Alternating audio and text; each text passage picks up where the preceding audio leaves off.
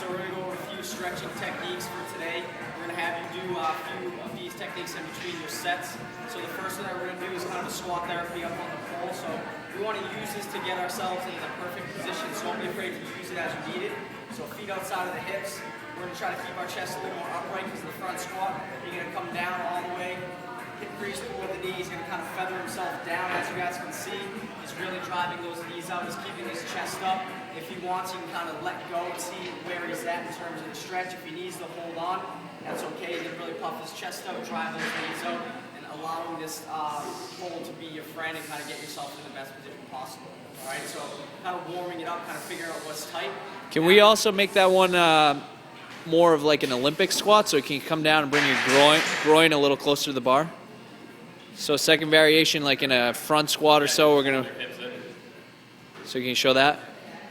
So as he comes down, more traditional, we want to be a little more upright. So he's going to kind of pull his hips underneath his body. He's going to keep his chest a little more upright. That's going to allow us to have a little more powerful position, better position to finish. Right.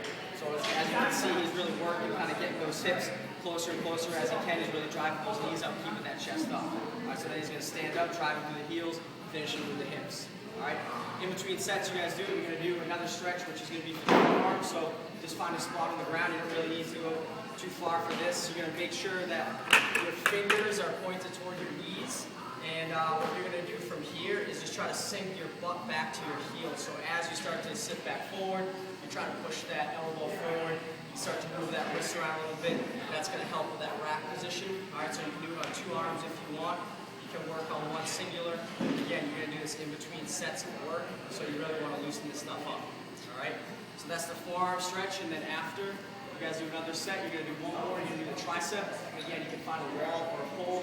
You want to make sure that that hand stays up.